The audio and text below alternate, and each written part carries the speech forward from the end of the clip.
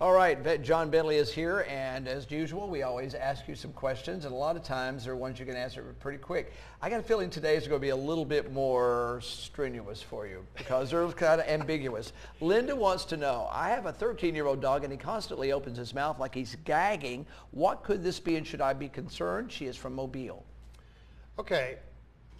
The problem is that that's sort of a vague symptom. It could mean a lot of things. Anything from, could mean that his teeth hurt. I've seen that. True. Could be that he truly is gagging. He's nauseated all the time. That'd be something you'd have to, usually if they're nauseated constantly, it's usually due to some sort of metabolic problem, kidney problems, liver problems, that sort of thing. Okay. Can make them sick at their stomach. There are other things that can do it. It could be that he has an upper airway problem. And but if he's not making any noise with it, like he's coughing and then spitting up, sputum or something like that, then it's kind of hard to say. It's just that symptom alone doesn't give me a whole lot to hang my hat on. So in other words, this is one time you really do need to bring it into the vet and have him take a look to see if and a good history would help too. Stuff like how long has he been doing that?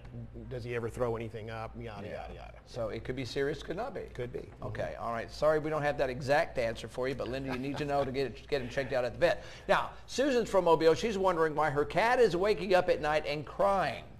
Okay, that is also a vague symptom. What the main thing I would like to know is, number one, how old is the cat and is it female? Those symptoms are very typical of a cat in heat.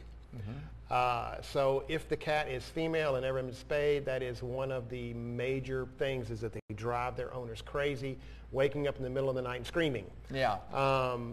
So that would be one thing I need to know. So a little more details. I know it's it's TV and you don't have time for details, but that's one of those that you need to come into your vet and get a good history. That's going to tell me more than anything else, is I need the full story. Okay, no, that makes sense because you wouldn't treat an individual just by guessing. You want to know for sure. Yeah, okay. Unless it's something that's very obvious, this symptom goes with this disease, and these are fairly vague. There could be a lot of things going on. So see the patient. Yeah, unfortunately. Okay. All right, and while we're on that real quickly, something we don't get to do very often, but tell me a little bit about your practice and where we can find you.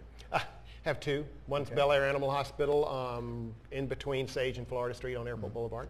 The other one is Loop Veterinary Hospital. That one's right on the corner of Ann Street and Government Street. Okay, and that's where I take my little one from time to time. Yes, you do. So, all right, so that gives you an idea. If you have questions, we always welcome them. We do this every week. So, Dr. Bentley, thanks again for being with us. Thank you very much. Appreciate it. And we will be back in just a moment. We're going to have a look at all the stories that we're working on today with our assignment editor, Tom Russo. So we'll be right back with that.